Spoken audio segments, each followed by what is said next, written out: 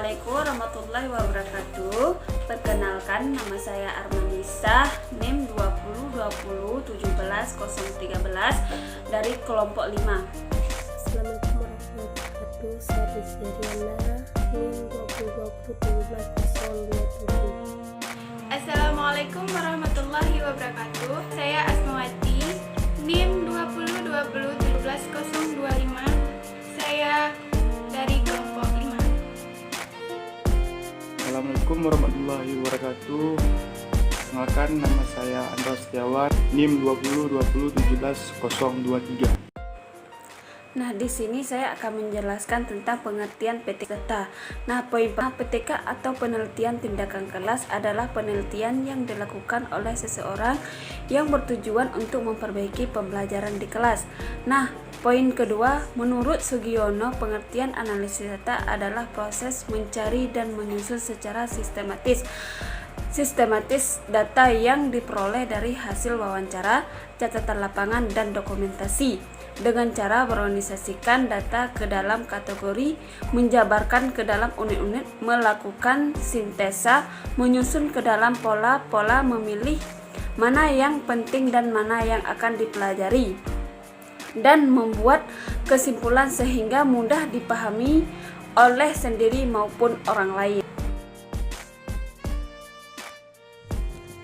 Berdasarkan sifatnya terdapat dua jenis data. Yang pertama, data kualitatif adalah jenis data yang dapat diukur atau dihitung secara langsung. Sedangkan data kuantitatif adalah data yang tidak dapat dianalisis dalam bentuk bilangan atau angka.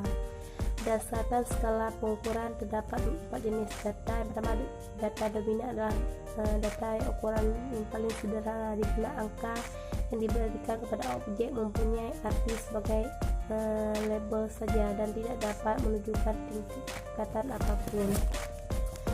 Data original adalah data yang didapatkan dengan cara klasifikasi atau kategorisasi. Data interval adalah data pemberitahuan angka kepada sel objek yang mempunyai sifat-sifat dan ukuran original. Data rasio adalah data yang diperoleh dengan cara mengukur di mana jarak dua titik pada skala yang sudah diketahui.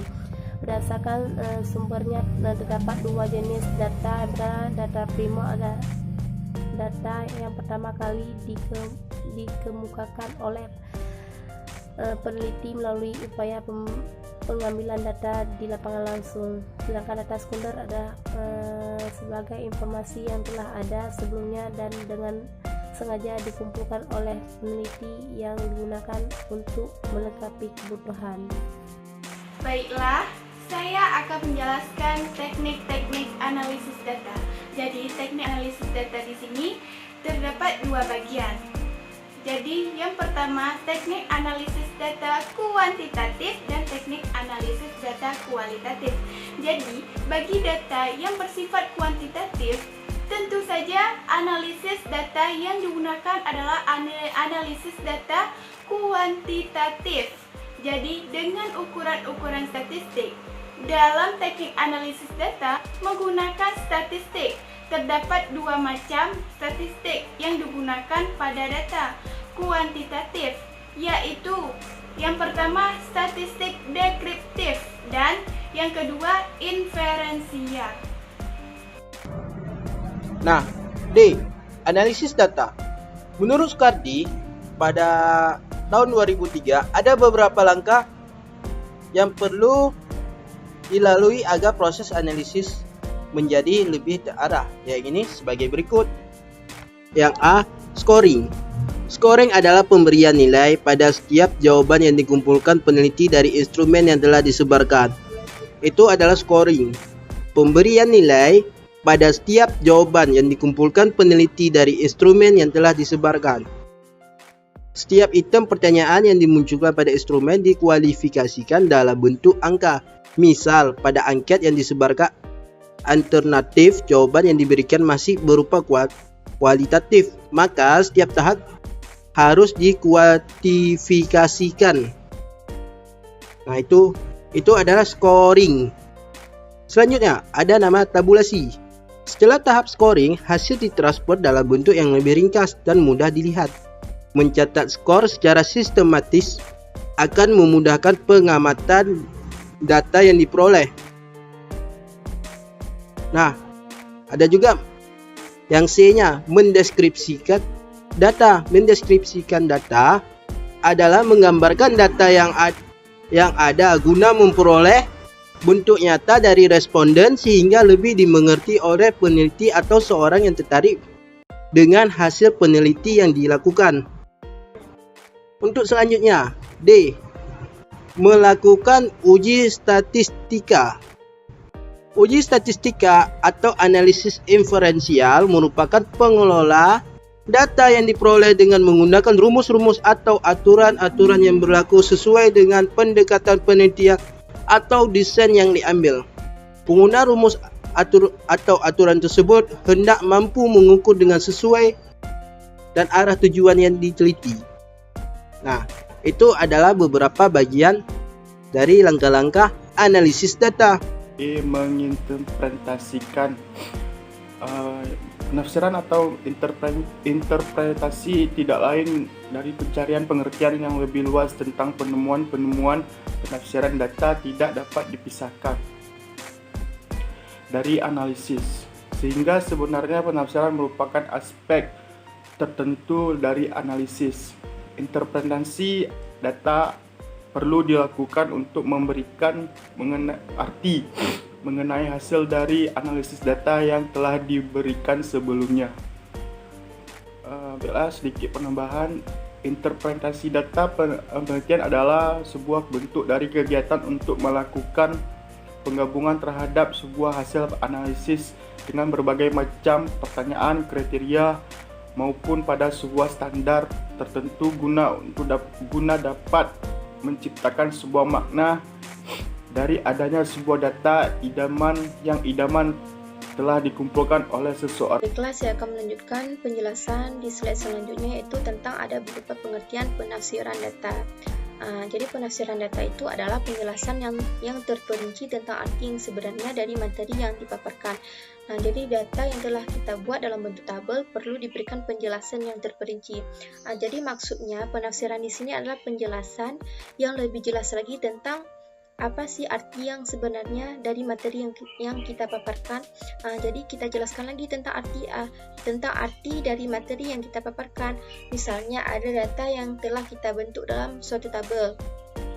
Jadi data tersebut perlu kita berikan penjelasan yang lebih jelas lagi. Bagaimana data tersebut, bagaimana isi dari data yang telah kita bentuk dalam tabel tersebut. Jadi kita jelaskan lagi dengan lebih jelas lagi, lebih terperinci lagi.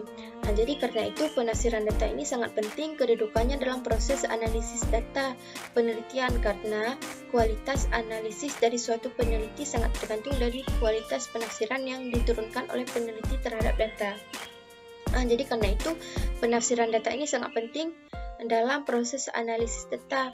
Karena apa? Karena kualitas analisis dari suatu peneliti ini sangat tergantung dari kualitas penafsiran yang dijelaskan oleh peneliti tersebut. Bagaimana cara peneliti tersebut menjelaskan tentang isi dari analisis data yang telah dia buat. Jadi sangat tergantung dari kualitas penjelasan ataupun penafsiran yang dijelaskan oleh peneliti tersebut. Baiklah, di slide terakhir yaitu tentang teknik menginterpretasikan hasil analisis data yang dikemukakan oleh Strenger dalam Wahyulis 2010. Jadi ada 5 cara menginterpretasikan hasil analisis data. Yang pertama yaitu memperluas analisis dengan mengajukan pertanyaan. Jadi kita perlu memperluas analisis kita dengan mengajukan beberapa pertanyaan. Jadi kita perlu mengajukan beberapa pertanyaan untuk memperluas analisis yang telah kita buat. Kemudian yang kedua yaitu hubungan antara temuan dengan pengalaman pribadi. Jadi kita kita hubungkan temuan yang telah kita dapatkan dari hasil analisis data dengan pengalaman pribadi kita. Jadi kita hubungkan dengan pengalaman pribadi kita. Kemudian yang ketiga itu minat nasihat dari teman yang kritis. Kita perlu meminta nasihat ataupun pengalaman ataupun pandangan ataupun pendapat dari teman kita yang kritis. Jadi dengan itu kita bisa memiliki pandangan baru tentang analisis yang telah kita buat. Kemudian yang keempat itu hubungkan hasil-hasil analisis dengan literatur. Maksudnya kita bisa menghubungkan hasil-hasil analisis yang telah kita dapatkan dengan pendapat para ahli ataupun literatur. Dan yang terakhir yaitu kembalikan kepada teori.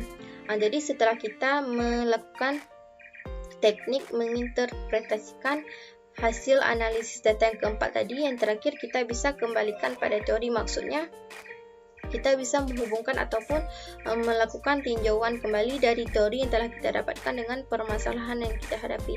Jadi kita hubungkan dengan permasalahan yang sedang kita hadapi. Jadi sekian pemaparan dari kelompok kami, kelompok 5. Lebih dan kurang kami mohon maaf. Wassalamualaikum warahmatullahi wabarakatuh.